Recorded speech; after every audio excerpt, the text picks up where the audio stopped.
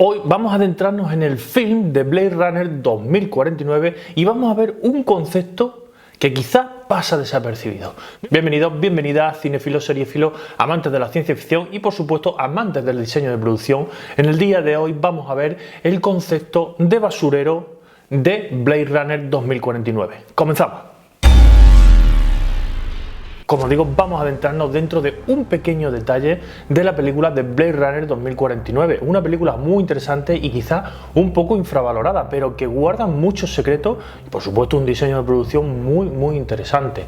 Creo que bueno, pues esta película nos puede dejar muy buen sabor de boca, pero lo que no podemos hacer es compararla con Blade Runner 2019, sobre todo si tenemos mucho cariño a Blade Runner 2019, como es mi caso, y bueno, pues como es el caso de mucha gente. En este caso, yo lo que hago en estos remakes es disociar las películas, es decir, verlas como si no hubiera visto la anterior. Bueno, pero esto es un pequeño consejo. Vamos a meternos dentro de ese concepto, dentro de ese detalle que nos muestra muchísimo más de lo que nos puede parecer a simple vista. El concepto de basurero. Me refiero al concepto de vehículo de basura, no al concepto del basurero en sí, que bueno, por extensión pues también vamos a hablar de él, sino a ese pedazo de spinner, de nave spinner en este caso, que va avanzando en la película en el basurero, mientras que el otro spinner, el Peugeot, pues va pasando despacito y se ve como una minifigura.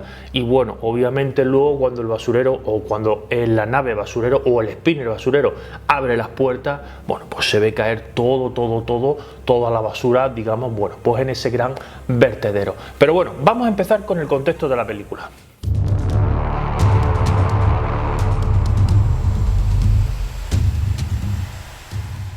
Blade Runner 2049 es una película de neo-noir y de ciencia ficción estadounidense dirigida por Denis Villeneuve, estrenada en 2017 y escrita por Hampton Fancher y Michael Green.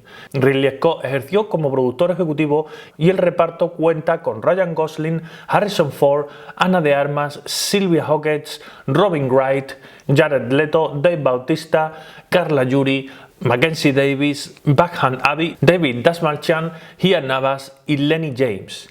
Es la continuación de Blade Runner, o Blade Runner 2019 de 1982, y la segunda película de la franquicia homónima, que a su vez se basó parcialmente en la novela Sueñan los androides con ovejas eléctricas de Philip K. Dick.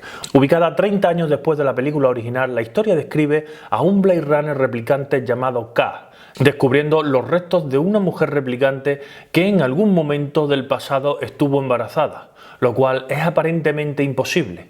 Para evitar una posible guerra entre humanos y replicantes, K se encarga secretamente de encontrar al niño y destruir toda evidencia relacionada con él, llevándolo a descubrir que este está vinculado al desaparecido Blade Runner Rick Deckard.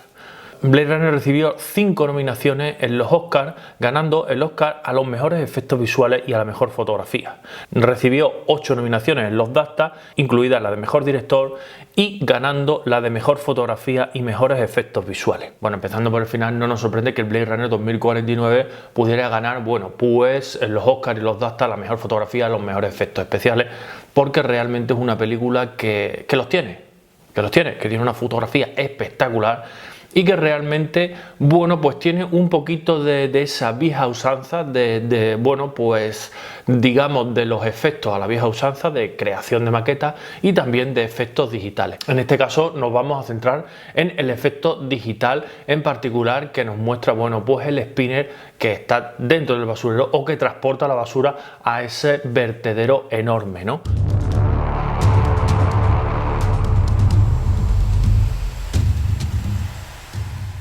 Vamos a ver un poco cómo se crearon esos efectos especiales, porque creo que son muy relevantes a la hora de entender, bueno, pues todo lo que es el contexto, todo lo que es, digamos, bueno, pues el diseño de estos efectos especiales y de estas maquetas con respecto a lo que es Blade Runner 2049, por supuesto. Los principales encargados de los efectos especiales fueron Richard R. Hoover, Paul Lambert, Jerry Nether y John Nelson, quienes lograrían por este trabajo el Oscar y el BAFTA a los mejores efectos especiales, entre otros premios.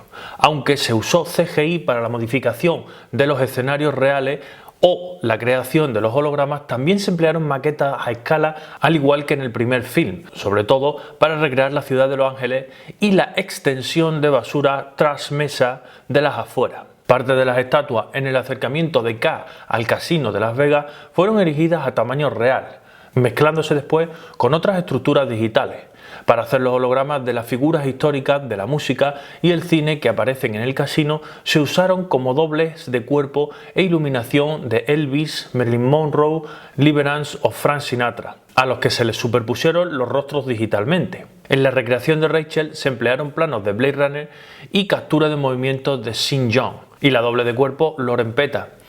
La enorme presa Sepúlveda SeaWorld fue desarrollada por ordenador, aunque el equipo de rodaje construyó su parte inferior en la Corda Studios, dentro de un tanque con capacidad para 3,7 millones de litros de agua, usándose excavadoras para generar artificialmente las grandes olas. Como decía, esta película combina, digamos, los efectos de CGI, los efectos especiales digitales, con los efectos, digamos, pues más tradicionales, con los efectos como maquetas. Y creo, bueno, que el resultado pues es brutal.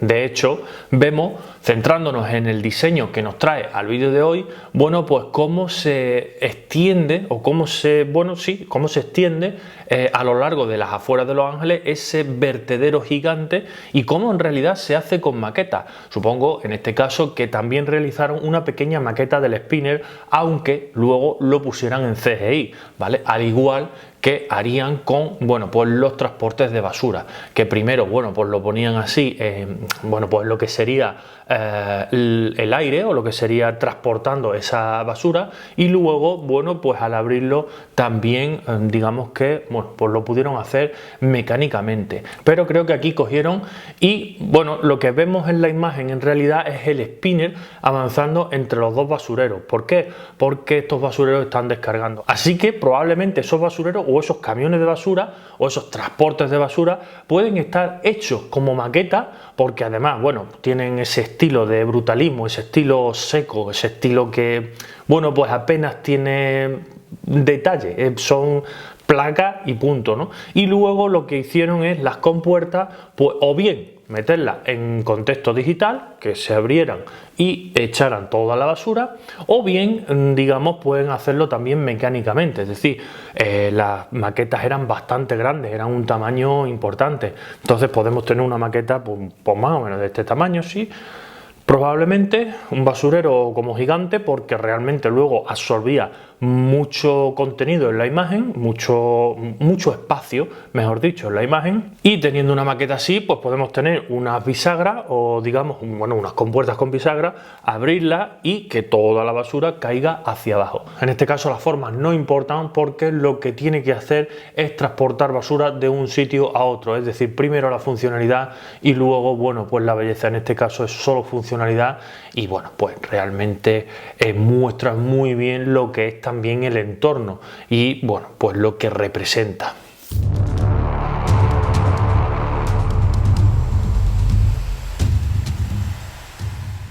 Para el film se contó con Dennis Gassner como diseñador de producción y Alessandra Kerzola como decoradora de set, que serían nominados entre otros premios al Oscar y al BAFTA al mejor diseño de producción. Gassner señaló que su primera prioridad fue el diseño del nuevo modelo del spinner, más robusto, angular y brutal que el de la primera película, según sus palabras, y que este marcaría el patrón para el resto del universo. El movimiento arquitectónico de secesión húngaro inspiró gran parte del diseño artístico del film, rodándose varias escenas en la propia Budapest. Para realizar el laboratorio de Anne Stelling se usó como inspiración el Cocoon, una estructura en forma de huevo ubicada en el Museo de Historia Natural de Londres, mientras que para el exterior e interior del Wallace Tower se emplearon reminiscencias de la arquitectura del Antiguo Egipto, así como el diseño del suelo de un templo visitado por Gassner en Kioto. Para la estructura de la azotea del piso de K, Gassner ideó una gran señal de neón en japonés escrita en katakana con la inscripción de Apartamento Moebius a su traducción diseño al japonés, como homenaje a Jean-Gerard Moebius, uno de los artistas que inspiró el estilo visual de la primera película. Sid Mead, principal artista conceptual de la Blade Runner original, volvió a ser contratado para realizar una parte del diseño de Las Vegas, y las imágenes rojizas de dicha ciudad se basaron en la tormenta de polvo de Australia de 2009. Al respecto del estilo visual, el director Denis Villeneuve ha manifestado que se decidió que, así como la primera película tenía una atmósfera de lluvia constante, esta sería más fría, aunque añade: intenté encontrar un equilibrio con explosiones de color que expresaran ciertas emociones y temas. El color amarillo es muy importante en la película y está relacionado con diferentes aspectos de la historia.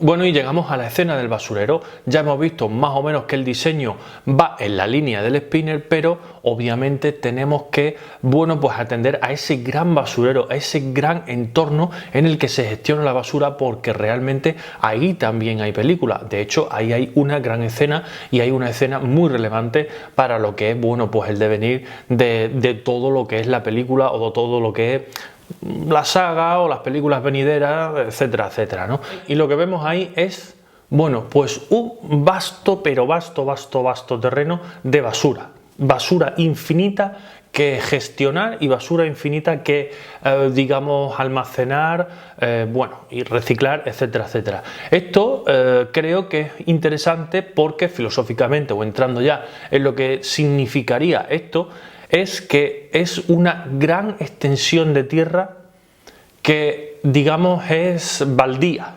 Es decir, lo que nos dice esta basura es que hay muchísima población agolpada en Los Ángeles, en este caso, y que crea o genera muchísima basura. Esto es un problema no solo actual, sino del futuro, en el caso de que, bueno, pues toda la ciudadanía del mundo, todos los habitantes del mundo, bueno, pues se multipliquen, que, haciendo un paréntesis, eso sería otro tema, porque, bueno, viendo las estadísticas que hay un gran descenso de la población en contra de lo que se podría pensar en un futuro. Pero bueno, eso lo podemos dejar para otro vídeo. Volviendo a lo que es la gestión de basura, no solo es un problema actual, sino que puede presentar un problema de futuro, incluso un problema en el espacio. De hecho, bueno, pues ya hay muchos programas que, digamos, entienden que en el espacio hay demasiada basura y que entienden que hay que crear un programa de recogida de esa basura. Bueno, pues aquí, digamos que muestra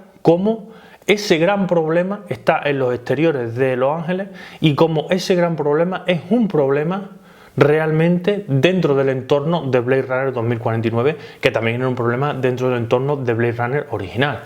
Creo que, bueno, pues es una escena que con muy poco dice mucho porque, bueno, pues dentro de lo que sería también ese basurero hay ciertas materias o ciertos materiales que son más valiosos y ciertos materiales que son menos valiosos, y digamos que los carroñeros o los que trabajan allí explotando niños, etcétera, etcétera, bueno, pues van siempre al negocio, van siempre a buscar ese tipo de materiales que sí que vale, o sí que se puede reciclar, o sí que, bueno, pues puede intercambiar por muchas otras cosas, etcétera, etcétera. En definitiva, se puede crear un comercio a través de esa basura, ¿no? Que realmente también es un problema y es una gestión, o digamos es una cosa que se está realizando hoy en día. Hay, bueno, pues muchos sitios donde se lleva la basura y se gestiona de alguna manera para tener un retorno de esa basura. Al final, como digo, bueno, pues un negocio. Y dentro de todo este negocio, ya que hemos comprendido el contexto de la película, ya que hemos visto el diseño, ya que hemos visto el diseño de producción, el contexto y lo que sería ya, digamos, la escena del basurero o lo que representa el basurero, vamos a ver esa nave o ese spinner o ese vehículo de transporte de basura.